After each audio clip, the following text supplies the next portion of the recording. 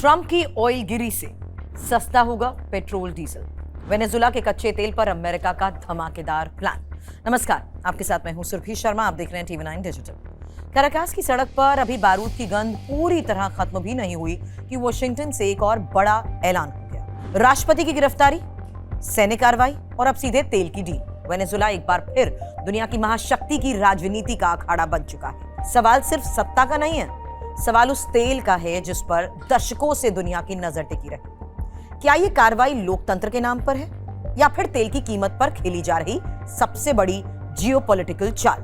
अमेरिकी राष्ट्रपति Donald Trump ने बुधवार को ऐलान किया कि वेनेजुला के अंतरिम अधिकारी 30 से 50 मिलियन बैरल हाई क्वालिटी प्रतिबंधित तेल संयुक्त राज्य अमेरिका को सौंपेंगे। ये घोषणा अमेरिकी सेना द्वारा कैराकास पर हमला करने और राष्ट्रपति निकोलस मादुरो को गिरफ्तार करने के कुछ ही दिनों बाद की गई है। अपने social media platform truth social पर एक पोस्ट में डोनाल्ड ट्रंप ने कहा कि ऑयल मार्केट प्राइस बेचा जाएगा और इससे प्राप्त धनराशि संयुक्त राज्य अमेरिका के राष्ट्रपति के रूप में मेरे कंट्रोल में होगी, ताकि यह सुनिश्चित किया जा सके कि धन का उपयोग वेनेजुला वासियों और अमेरिकन दोनों के लाभ के लिए किया जाए।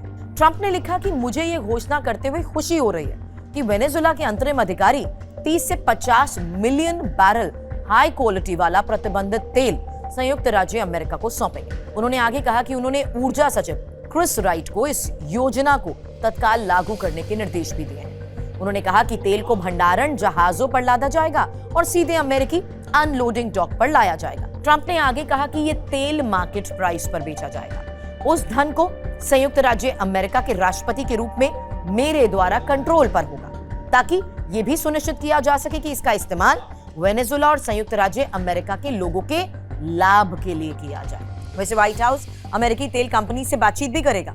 व्हाइट हाउस अब अमेरिकी ऊर्जा कंपनी से कॉन्टैक्ट साध रहा है, ताकि वेनेजुला पर दबाव बनाया जा सके और वो अपने ऑयल सेक्टर को अमेरिकी निवेश और विशेषज्ञता के लिए और अधिक व्यापक रूप से खोले। एसोसिएटेड प्रेस की एक रिपोर्ट बताती है, वेनेजुला के ऊर्जा भविष्य पर चर्चा करने के लिए ही प्रमुख अमेरिकी तेल उत्पादक कंपनीज के सीनियर अधिकारियों के साथ शुक्रवार को एक बैठक निर्धारित की गई है। एपी रिपोर्ट के अनुसार तेल की कीमत लगभग $56 प्रति बैरल है। ऐसे में ट्रंप द्वारा तय की गई मात्रा $2.8 अरब तक हो सकती है।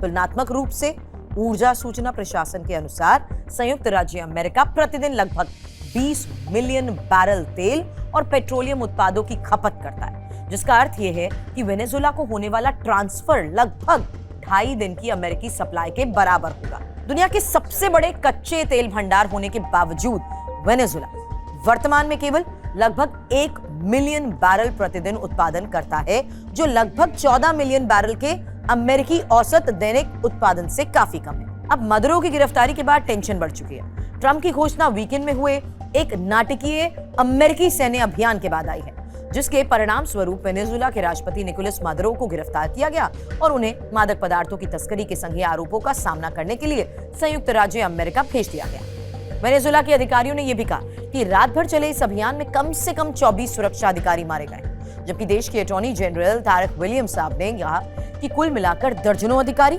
और नागरिक मारे गए। उन्होंने इस हमले को युद्ध अपराध बताया है।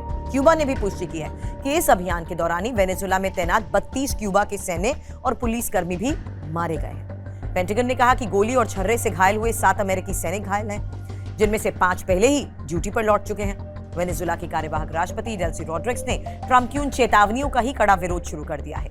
अगर वो देश को अमेरिकी हितों के अनुरूप नहीं ढालती हैं, तो उन्हें गंभीर परिणाम भुगतने पड़ सकते हैं। अब रॉड्रिग्स ने सार्वजनिक संबोधन में कहा कि व्यक्तिगत रूप से मुझे धमकाने वालों से मेरा भाग्य उनके द्वारा नहीं, बल्कि ईश्वर द्वारा निर्धारित किया जाता है। डोनाल्ड ट्रंप ने डेमोक्रेटिक आलोचनाओं के विरुद्ध इस अभियान का बचाव करते हुए कहा है कि मादुरो पर 2020 में अमेरिका में मादक पदार्थों से संबंधित आतंकवाद के आरोप लगाए गए थे और पिछली सरकारों ने भी उनकी गिरफ्तारी की मांग की थी। ट्रंप ने यह भी कहा कि वो सालों से इस व्यक्ति के पीछे पड़े हैं। दावा किया कि डेमोक्रेट उनके इस सफल अभियान का श्रेय उन्हें नहीं दे रहे। लेकिन बड़ा सवाल ये कि क्या अब पेट्रोल और डीजल सस्ता होगा अब जब वेनेजुएला का करीब 50 मिलियन बैरल कच्चा तेल मार्केट में आएगा तो क्या फ्यूल की कीमतों में कमी आएगी? ये सबसे बड़ा सवाल खड़ा इसलिए भी हो रहा है क्योंकि ट्रंप के इस ऐलान के बाद इंटरनेशनल मार्केट में कच्चे तेल की कीमतों में गिरावट देखने को मिल रही है और अमेरिकी क्रूड ऑयल 1% से ज्यादा की गिरावट के साथ $56.45 प्रति बैरल पर कारोबार कर रहा है। वहीं दूसरी ओर खाड़ी देशों का कच्चा तेल ब्रेंट क्रूड ऑयल के दाम 0.86% की गिरावट के साथ $60.18 प्रति बैरल पर कारोबार कर रहे हैं। वैसे हाल ही में आई एसबीआई रिसर्च की रिपोर्ट के मुताबिक भी कच्चे तेल के दाम जून तक $50 प्रति बैरल पर आ सकते हैं। ऐसे में भारत में पेट्रोल और डीजल की कीमत में गिरावट देखने को मिल सकती है। अब दुनिया की नजर इसी पर है कि वेनेजुएला के तेल से अमेरिका को कितना फायदा मिलेगा और आम लोगों को कितना।